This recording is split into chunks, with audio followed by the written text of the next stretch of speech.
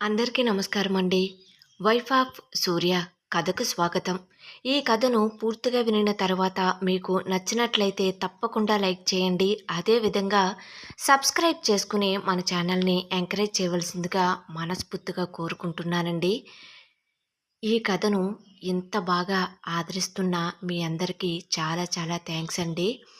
ఇప్పుడు మనకి 500 subscribers complete అయిన తర్వాత కొత్తగా నేను రాసినటువంటి అనుకోని ప్రేమ ఆ కథ కూడా మీ అందరికీ నచ్చుతుందని నేను అనుకుంటున్నానండి. మరిక ఆలస్యం చేయకుండా కథలోకి వెళ్దాం. అవును సూర్య, మీ నాన్నగారు చందు వాళ్ళ ఇంటికి వెళ్ళారట. ఆ విషయం చందుకు కూడా తెలియదట. పెళ్లి చూపులైన తరువాత తెలిసింది ఆయన వచ్చినట్లు అని నాతో చెప్పింది సూర్య. అసలు మీ నాన్నగారు ఏం మాట్లాడారో తనకు తెలీదు అంటుంది. వాళ్ళ అమ్మా నాన్నలు కూడా ఏం జరిగిందో తనతో చెప్పలేదట అంటుంది. గాయత్రి చెప్పే మాటలను వింటున్న సూర్య తన కనుబొమ్మలు రెండూ దగ్గరగా ముడుస్తూ ఆశ్చర్యంగా వింటున్నాడు. సరే సూర్య, ఇక నేను ఉంటాను అని చెప్పి కాల్ కట్ చేస్తుంది గాయత్రి. సూర్య గత కొన్ని రోజులుగా ఫామ్కి రాకపోవటం వలన వర్క్ మొత్తం నేను ఒక్కడనే చూసుకోలేకపోతున్నాను అని నిట్టూరుస్తూ అప్పుడే ఫామ్ నుండి వచ్చిన రాజారావు సోఫాలో కూలబడుతూ అంటాడు. అవునండి, వాడు ఆ గదిని వదిలి బయటకు కూడా రావటం లేదు అంటూ నీళ్ళ గ్లాసును భర్తకు అందిస్తూ అంటుంది రాజారావు భార్య. గాయత్రితో మాట్లాడిన తరువాత సూర్య కోపంతో శరవేగంగా తన బెడ్రూమ్ నుండి బయటికి వచ్చి సోఫాలో కూర్చున్న తండ్రి ఎదురుగా నిల్చుని కోపంగా, నాన్నా, మీరు చందు వాళ్ళ ఇంటికి వెళ్ళారా అని ప్రశ్నిస్తాడు. ఆ మాట విన్న రాజారావు ఈ విషయం సూర్యకి ఎలా తెలిసింది అని అనుమానపడుతూ, అవును వెళ్ళాను, ఇప్పుడు ఏంటి అని నిర్లక్ష్యంగా బదులు చెప్తాడు. సూర్య మరింత ఆవేశంగా, మీరు ఎందుకు వెళ్ళారు? మీరు వెళ్తున్నట్లు కనీసం నాకు చెప్పలేదు? వారిని బెదిరించారా అంటాడు. రాజారావు గట్టిగా, అవును బెదిరించాను.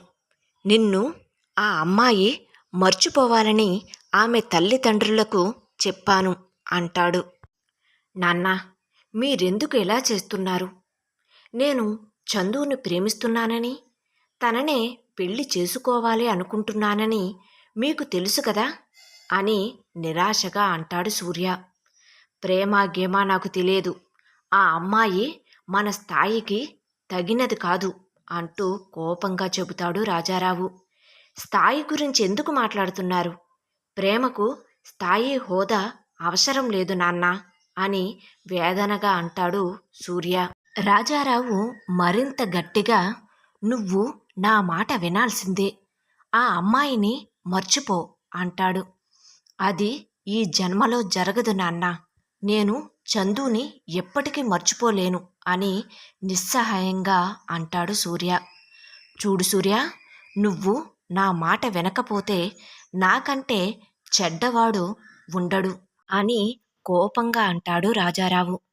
నాన్న, మీరు కన్న తండ్రిలా కాకుండా ఒక నియంతలా మాట్లాడుతున్నారు అంటాడు సూర్య. నువ్వు మర్యాదగా మాట్లాడు సూర్య అంటాడు రాజారావు. సరే, మీరు మీ నిర్ణయాన్ని చెప్పినప్పుడు నా నిర్ణయాన్ని కూడా నేను చెప్పాలి కదా అంటూ కోపంగా తన గదిలోకి వెళ్ళి తలుపులు వేసుకుంటాడు. తండ్రి కొడుకుల మధ్య జరుగుతున్న ఈ సంభాషణను అక్కడే నిలుచుని వింటున్న రాజారావు భార్య ఆశ్చర్యంతో, ఏంటి, ఈయన చందు వాళ్ళింటికి వెళ్ళారా? కనీసం ఒక్క మాట కూడా భార్య అయిన నాకు చెప్పలేదు. సూర్య చందుని ఇష్టపడుతున్నట్లు తెలిసిన వ్యక్తి, వాళ్ళ ఇద్దరికీ పెళ్లి జరిపిస్తానని చెప్పిన వ్యక్తి ఎలా ప్రవర్తించడమేంటి?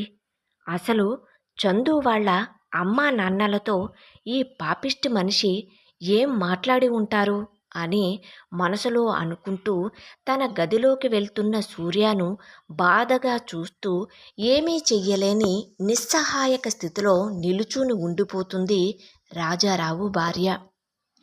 వైఫ్ ఆఫ్ సూర్య కథ కొనసాగుతుంది. కథ నచ్చినట్లయితే తప్పకుండా లైక్ చేయండి. అదేవిధంగా సబ్స్క్రైబ్ చేసుకుని మన ఛానల్ని ఎంకరేజ్ చేయవలసిందిగా మనస్ఫూర్తిగా కోరుకుంటున్నానండి. కథ ఎలా ఉంది అనేది కామెంట్ సెక్షన్లో రాయటం మాత్రం మర్చిపోవద్దు. Thank you.